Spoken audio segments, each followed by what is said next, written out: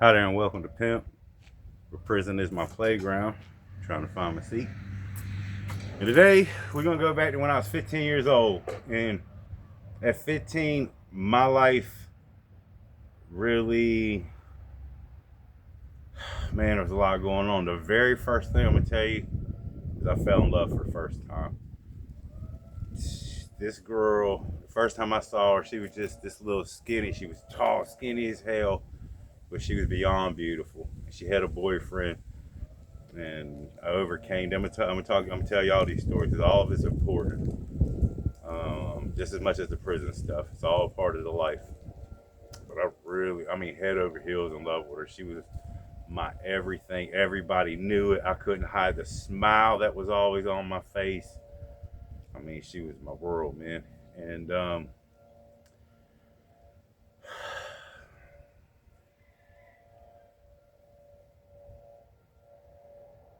integrity is when nobody's watching and you still do the right thing, even though you have the chance to do the wrong thing. And that's why cheating is such a bad thing, because you can't trust anybody. And I had a bunch of opportunity. I'm talking about a bunch, especially the longer of me and her relationship, because we went out for 2 years and never had sex. So, and everybody saw how, I mean, we held hands. I mean, we was together. Um, they saw that, and it attracted other girls. I had a lot of offers, a lot. And this would be the first time peer pressure came in, and my integrity was shot. And also at this time, I grew up in the southwest area of Jacksonville, North Carolina, and there was a group of people that didn't have curfews. They didn't go to bed to go to school tomorrow the next day at a decent time. We was out in the streets, and there wasn't no social media. Like if I wanted to talk to somebody now, I could go on a cell phone or look up Facebook or TikTok or something, and I could get a hold of somebody. Google and maybe able to find them that way if I ain't never seen them in a long time. Then you would have to run in across somebody or already know what their schedule is like. Find somebody at the gas station or at the Walmart, or somewhere that was still open, because things used to didn't stay open all the time. The gas stations is where most of the action was. And so at 15, most of all my friends was big into porn, and dirty magazines, and we was talking about jacking off, and if you had sex or getting blowjobs, we was talking about that. If you from the Southwest area and you watching this, I might have been, and I might have been the first person you got condoms to. I was robbing the Scotchman on 258 like it was going out of style, and just passing out condoms for free. Because that's when they was talking real big about AIDS in the late 80s, early 90s, big time. So, and then Snoop Dogg came out, and this is a Snoop Dogg jacket if you haven't seen it before. And it was the first. It was the first. I had, right before I had asked her out, the first CD I ever bought was Doggy Style, Snoop Dogg Doggy Style, which to me is still the greatest CD ever. I mean, it's just hard to find. Every one of those songs is hit. By the time I left Jacksonville, North Carolina, it came out like December 3rd. I knew the whole CD by the time I hit Pennsylvania on an 8-hour drive. Just played the whole thing. Loved it. So anyway, I'm in love. So also at this time, so we're all a bunch of freaks, all a bunch of damn freaks, and in the amount of time in the 6 years that I've been locked up and talked to everybody all over the world, we all the same. We just all the same, men and women. We just mainly we all the same. It's just how you present it out, whether you freaky or not to the public, or just you're one person. You know what I mean? So there was all these jack off joints, and really just go in there. They call them massage parlors. Oh, you want a massage? And then you got complimentary tipping all the way down to hand job. You know what I mean? And so you had to be 18 to go in there. So At 15, we all looked a little bit growner than we were. So we would try them. That was the new thing to try. We're gonna try seeing if we can't get inside of these places. And most of the time, you could just walk through a door. Other ones, it was locked first, and you might have to look through a window or some shit. They just didn't let anybody in there. But we went through many a door. We got kicked out most of them just as fast. But the one thing we never did is we never went down the road we was on. We always went to all the other ones first. So one day, me, David Lee, and Pat Stitt, we gonna try 258 out though. So we went to the one across the street, got in the house. We was in there about 5 seconds. So well, hell no, because they'll shut the place down if the cops come in, ask us for ID. We're not 18 years old. They shut the place down and they trying to make money. So we go up down the road. It's probably about 2 miles. There's this trailer off to the left. So we pull up in there. This is a little cute little hot black chick. She's got this yellow bra on, and there's a half a door. It's a door that opens halfway, or halfway at the top. The bottom's shut and locked. So she comes out. She's talking like they a Beavis and Butthead, like shit like that. Wasn't attractive at all. But we can't get through the door. So there's 2 more along the way. The next one's Private Pleasures. And Private Pleasures, if you go up 258, it's the sandwich shop shit. Right across from that, it's a tobacco shop now. And mind you, I don't ever think about going. We travel these roads a lot, especially at night. You know what I mean? We get off of school, especially if no, I didn't go to work yet. I didn't go to work until I was 16. So just all night going to different spots. There was always a different spot we could go to. If somebody wasn't up here, we could go over here. There's always a spot. And if not, we could go play basketball three or four different spots. We get to Private Pleasures. We walk in.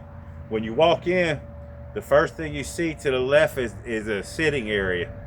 It's pretty spacious. You see a couch and there's a damn chair, and then when you look right catty corner, there's this open bay window, big open reception area. You can tell it's a reception area. And as you walk in right here, you can see this hallway, and you can see the door that leads back to that area. So we go over to the window. There's nobody there. So we beat on there's a little bell. Bing, bing, bing, bing, bing. There's this, it's a value menu. It's the board will tell you how much shit costs. The value menu. And it's got 1 hour, $30, 2 hours, $50. 1 girl, 2 girls, extra, and it's complimentary shipping, complimentary tipping, complimentary tipping. Read the whole thing, and we had a backstory. So the backstory is we're all over 18 years old. We all go to UNCW, which is the University of Wilmington, which is about an hour away. And that we're going over here for Joe Capaldi. Joe Capaldi's getting ready to turn 18 years old. He's a virgin, and what can y'all do for him? We got some money. What can y'all do for him? This black girl comes out, and she is bad as hell. I mean, fucking straight beautiful. Hair coming down, and it's framing her face, pretty ass face. And she's got big ass teeth. I mean, she just looks like a stallion. To a small waist, the thighs. You can see her ass from the back. I mean, she just look, and it's all matching Carolina blue stuff. Really, she's a really beautiful woman. So she comes out and she was like, "Hey guys, how y'all doing tonight?" And we're kind of a little fucking stuck. Like, whoa, didn't expect this. I was like, "Hey, how you doing? Well, what can I help you with? My name is Jody, and I'll be your chocolate fantasy." I'm gonna pause real quick because I've told this story a gazillion times. It's a gazillion time story. And it never occurred to me. Jody, so here in North Carolina, in Jacksonville, North Carolina, you got all these military bases. The biggest on the East Coast, Camp Lejeune, the Air Station, Camp Geiger, some more stuff. I mean, just all that's military. There's helicopters and planes, and they're shooting bombs and all the time. It's the sound of freedom. So Jody is a name primarily used as somebody when those Marines go away. Them, it's a dude that comes in and takes the place of a wife. It's a derogatory name. It's not used as a good name, and it never occurred to me. I really always thought that this girl's name was Jody. What a dumbass. The odds of a black girl's name being Jody back then or even now, I don't think I've still ever met a damn black girl named Jody. You know what I mean? So she got me. Props to you. So, man, I respect the game. So she tells us what's up, how much shit costs and stuff. I'm like, all right, cool. So we go to walk away and leave. Now, to us, this is already a score. You know what I mean? We didn't even expect to get in the door. Now we got some information. You know, like there wasn't really no we getting past this point shit. It was just to see if we could get to this point. She goes, what y'all guys doing tonight? Nothing. Just hanging out. What's up? Oh, well, shit, I got to be here for a little longer. Y'all mind hanging out with us and shit? So we all looked at each other, and we've been friends a long time. At this time, shit, I'm 15, so I known David Lee 8 years. I met the dude when I was 7, man, and I've known him until he died 35 years. I mean, road dog. So we said yes, and we was gonna use fake names, and when she asked, we just gave our names up. You know, the hell with the line shit. So if you're her looking out, David Lee sat here, Pat sat here in that love seat, and I sat over here in the chair, in this little chair. It wasn't a recliner, it was just a chair, but a plush, fluffy chair shit. So she's talking, and you know, we're talking back, and she asked me if I had a girlfriend, and I said, yeah. She goes, do you love her? And I said, a lot. I mean, I really love my girlfriend. She goes, oh, yeah, really? I was like, yeah. Well, how long y'all been together? Oh, it's been like 8 months now. Oh, do y'all have sex a lot? I said, no, we ain't never had sex. Oh, you waiting for marriage? No, not necessarily. Oh, okay. What, you a virgin? Yeah, well, you know, she goes, oh, okay, no, you ain't got to answer me. So, she leaves. She goes in the back, and we start talking about, oh, man, fuck, dude, what? Holy shit, she's cool as fuck, blah, blah, blah, blah, blah. And they're like, man, why the fuck you gotta say something about your girlfriend and shit, man? She ain't want to hear that shit. I said, I ain't want to fucking lie. I hate lying, man. You know, she comes out, and she's got a fucking horse crop thing, and you know, like a piece of bamboo wrapped in leather, and it's got a little whip thing on it and shit. So she goes over to fucking stands in front of David Lee, and I've got that view, man. So I see her figure. She's real hot, and she's close now.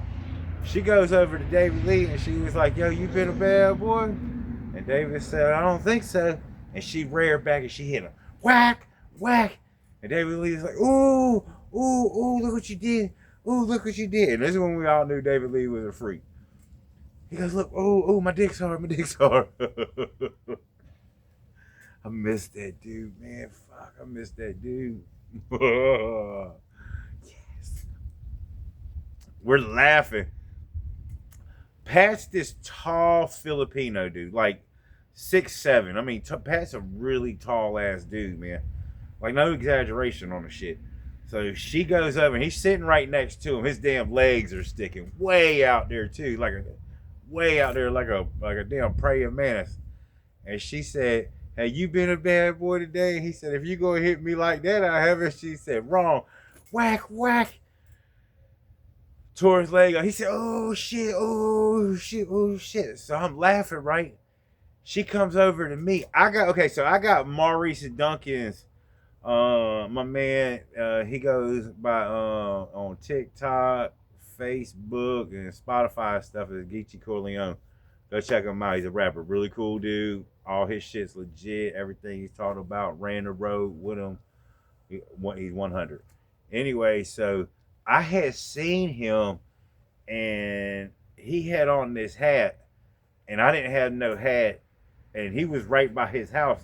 I was like, dog, is there any way I could get that hat off of you? And he's like, well, for what, man? I said, we're going to go around, check out all these places. And my hair is messed up. I ain't got no way to, get it without waking people up. Let me cop that hat from you. I'll get it back to you. He's like, yeah, man, but you got to get his hat back. There was some significance about the hat, like he had to have the hat back. I was like, dog, I got it. I got it. So I put the hat on and shit. And I don't even remember what kind of hat it was. I think it was Syracuse, but don't quote me. So I had that hat on. So she came over. She ain't asked me shit. She just came over and hit me. When she hit me, she took the hat off my head. And I ain't even know it because she tore my leg up. But I ain't bitch out on none of that shit. I just took it because I'm into pain.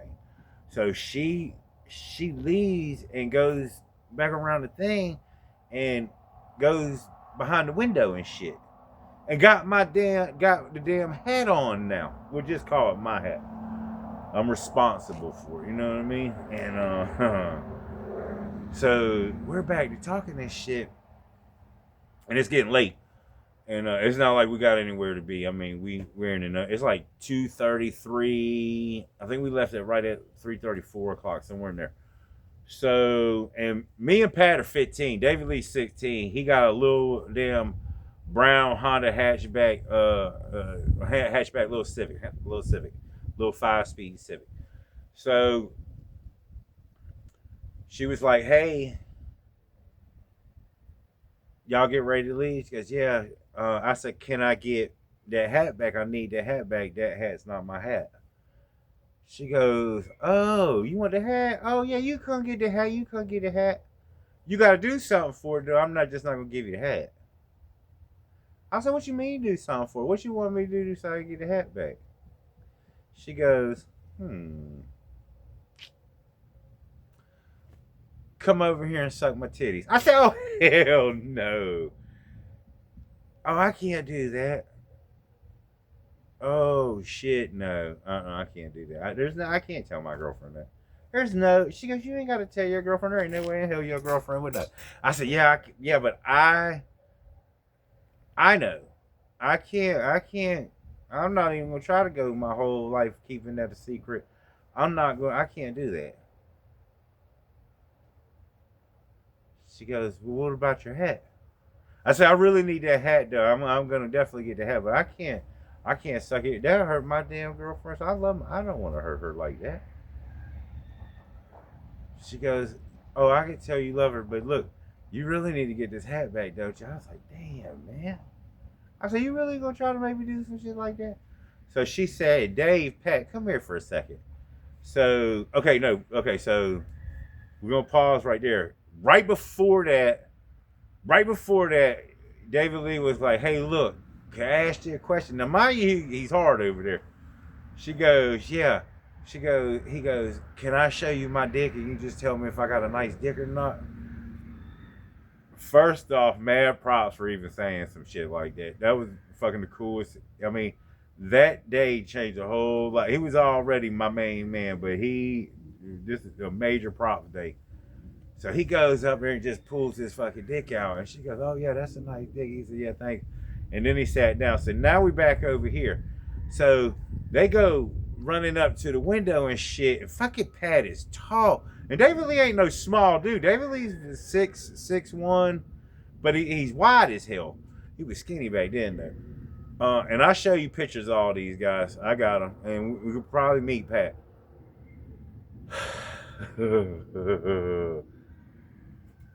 All of a sudden, I see her movement, her arms go up in the air, and her bra's in her hand. Sky blue turned the other way. And when I seen that, I come flying out the chair and started running up to the window. I want to see him bad, dude. I'm just be honest. I want to see him bad. And by the time I had made my way in between them, she had already was buttoning him up and had him covered. She said, what are you doing? I said, man, I'm like a fat man on a dock. I look all the hell I want. I just can't touch, man. I'm trying to look. I said, can I see? And she was like, no, hell no. Only way you see these titties, you gonna suck these titties, and that's the only way you gonna get your hat back too. I was like, look, I need that hat. My buddy snatched my ass up and took me over to the side where the door was. We was in the damn hallway now. And damn, I mean, they punked me, they peer pressure. Bill, oh my God, she's got the prettiest titties ever, dog. Oh, you ain't gonna believe how pretty her titties are. Dude, she wants you to suck on her titties. All you gotta do is go suck on her titties. You gotta get the hat. You know, Maurice need his hat back, man. This will be the coolest thing we ever talk about for the whole rest of our life. This shit don't happen to anybody, man. This shit don't happen to nobody at all, man. It's happening to you right now. You get your fucking ass out there and suck those titties, man. Fuck your damn bitch. You know what fucking Snoop Dogg said? Bitches ain't shit but hoes and tricks. Bros before hoes, all that fucking shit, man. I'm never gonna tell. We're never gonna tell. Just go do it. Just go fucking do it. Just go fucking do it. Both of them. There ain't no angel and devil and shit. They're just two of my closest friends on the earth coming up with so many valid points. And you got to understand something, folks. Like, I grew up nasty, dirty-minded, dirty-minded, dirty-minded. I've been watching porn a long time. This is fantasy land. This is, if I wasn't in love, this could be a major motion porn picture shit. You know what I mean? I would have visualized what I wanted to call it, other than damn, I got a problem. I don't want to hurt my damn. I can't. You know, it's all about my girlfriend. I swear to God, it was all about my girlfriend. This story would be different.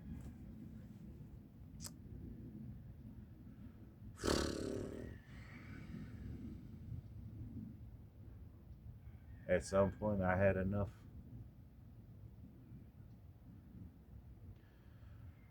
And like so many times in my life, caution to the wind. Fuck it all. Okay, you know, I just go along, folks. I just go along.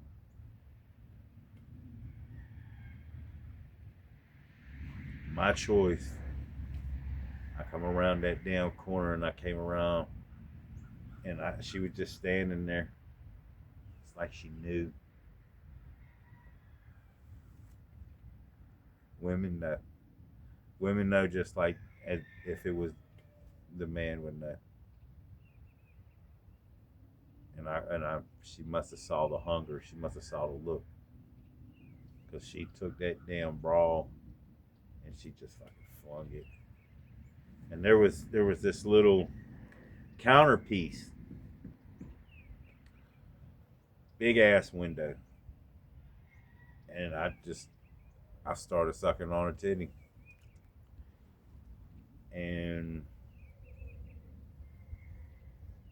I ain't have a whole lot of experience. Just I was with this girl 15 years when I started to be 15. Up until her, didn't had no experience. Didn't give a damn about no girls.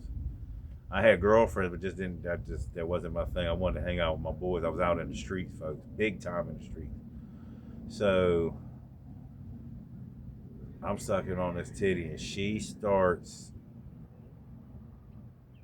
kissing on my ear and having roaming hands.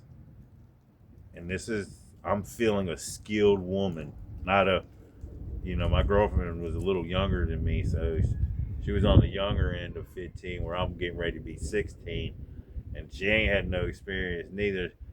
This woman got kids, and I'm learning that it doesn't take much for my whole body to be set ablaze by a woman. I mean, I've got goosebumps. I'm harder than Japanese arithmetic. I'm feeling so many things. The smell of her, the taste of her, the her breath and tongue in my ear. I'm man, I am fucking so hard, and I don't know that she's made it down in my pants and stroking the hell out of me. My boys is right there on the side watching, and I worked my way over to the damn thing. Just became a hot make-out session. I work my way to her neck. I'm all in her ear, and all of a sudden, man, I just start fucking coming everywhere. Boom, boom, boom. Oh, oh shit. Oh shit. It was fast. Couldn't have been a couple minutes.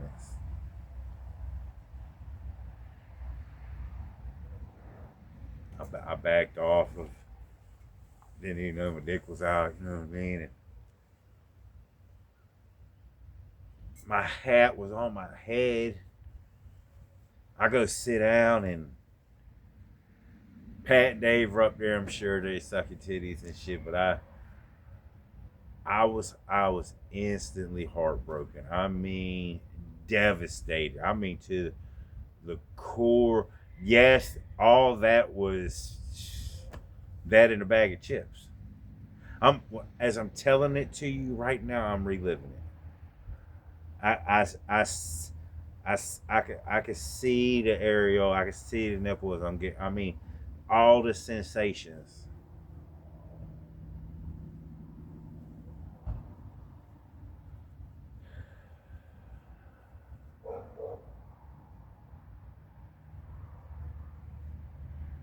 Huh. So we ended up leaving. I don't even know if I went to school the next day. Odds are I probably did because I was in love, but it would have been a long, because we didn't get out of there like I said, 4 o'clock. You know, school's like 7 or some shit. It's early as hell. I miss a lot of school, folks. I miss a lot of school. We talk about that too. On average, I miss 80 days a year. So, and you can only miss 20 to pass. We went there the next day. Pat got in trouble. Me and Dave went the next day.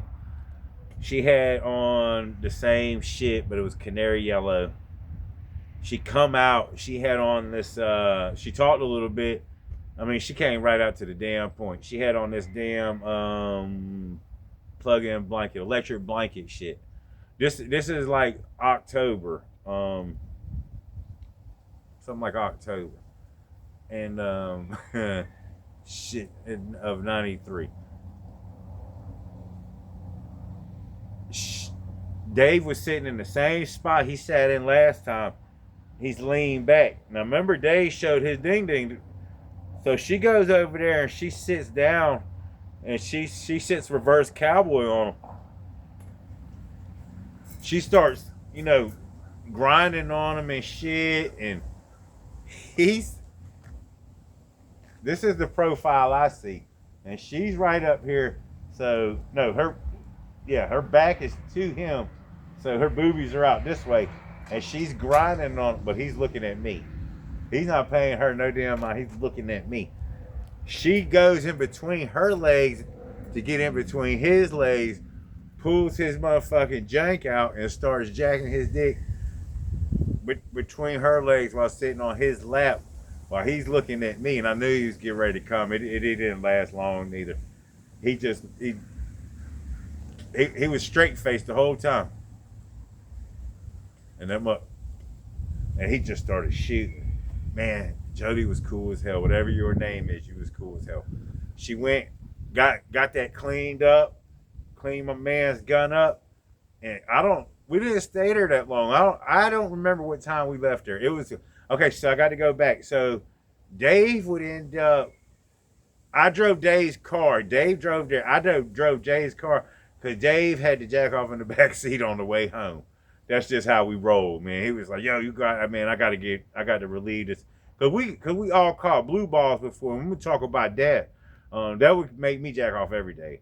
I mean, that if you've ever had blue balls before, that's the most you could die. It would seem like, but if and see, that's another thing. We're also going to why we're going to talk about that. It could also be testicular torsion, where you can really die, where you can cut off the circulation to your doo-wobbies, and it'll cause death. So all this stuff is important. So anyway, we go back. Dave just got whacked off. She cleans up. She says she's got to go. We follow her outside. It was somebody's birthday. She had balloons and shit and cakes and stuff. She gives us a hug, and now she done jacked both of us off. Dave jags off in the back seat again. We go there a third night, and there's this other chick, and there's this big truck. The Honda ain't there no more. There's this big ass truck, and we go in there, and then this white chick comes up. We ain't ever seen nobody the whole time. We got probably about 5 or 6 hours in there where we ain't see a customer or another girl. And the white chick was like, "Yo, who y'all looking for?" So like, "Yo, we looking for Jody, the hot black chick." It's like, there ain't no Jody here, and there ain't no black chicks. Huh? Yeah, no, you probably went to another place. No, it was definitely this place. It was definitely this place. And there was definitely a Jody, and we've been here the last 2 nights. She was like, "Yeah, well, there ain't no Jody here." So, so just ain't no telling how that whole situation came about. You know what I mean? But it definitely did happen. So we had a story, man, and we would end up telling everybody, but I couldn't live with it.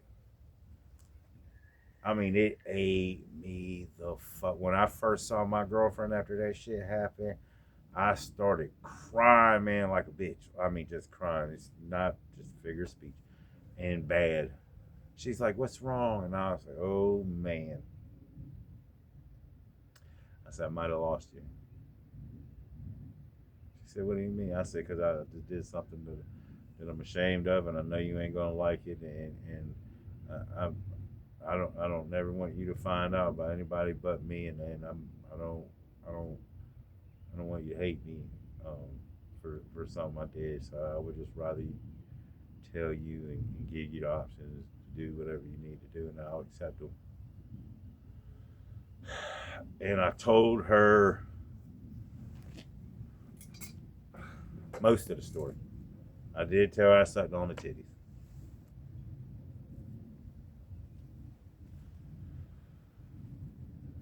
Man, to this day, I don't know if it was the right thing to do. I know the wrong thing to do was to do anything with that woman. That's the wrong thing to do. Should have just left and told Maurice, you know what I mean? But getting that hat was utmost important. I just had to get the hat. There's no way in hell I'm gonna borrow something from you and I'll bring it back to you. That's just not how shit works. I was appreciative to have that hat. That's my dog. Is it worth you losing your girl over? I don't know. No. We could have found a better way. I'd bought that motherfucker a diamond hat. Odds are he didn't have it longer than a year or two. Anyway, she she cried, forgave me. It would be the first time and not the last. I don't know how. I mean, I really am a good dude, though, man, and I made sure she knew that I loved her and that I appreciated her love in return. Every chance I got. I mean, it's that was soul love, where you feel it so deep, and the happiness. It was priceless, man.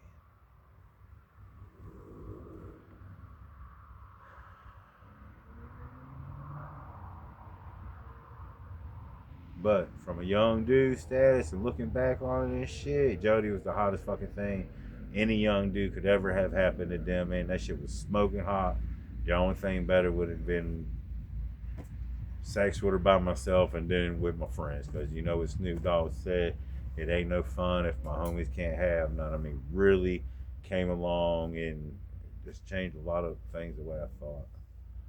And see, it doesn't matter who you love. You should love your parents and your neighbors as yourself. It's always a really good thing to do, and you're willing to risk that and everything else that you have if you're out there doing drugs and committing crime. It'll be gone. And you think that you won't get caught. It's only a matter of time, or what you're doing is insignificant. But one day could be an eternity and turn into one. Whether you like it or not, or think you got control, because you lose control. But the beauty about that is you can stop. You can stop right now and not have to worry about none of this shit. This was just a fun story that didn't involve the law. It was just a bunch of young dudes who, through lifestyles and doing things wilder other than what everybody else was doing, would lead to other and bigger things, wanting to be adventurous now instead of later on.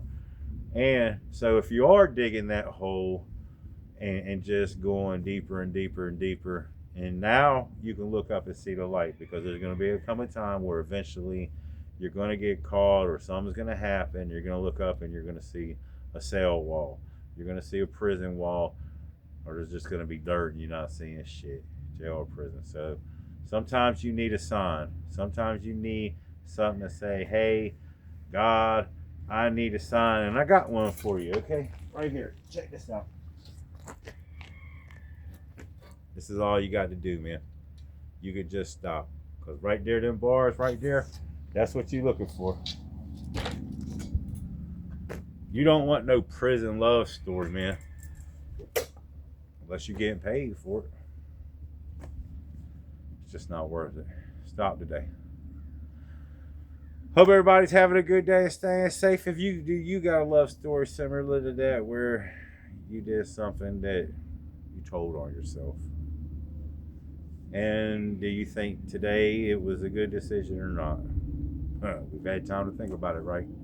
If you can, hit that like button, share the video, subscribe if you haven't. It's all free. Just let YouTube know you rock with me.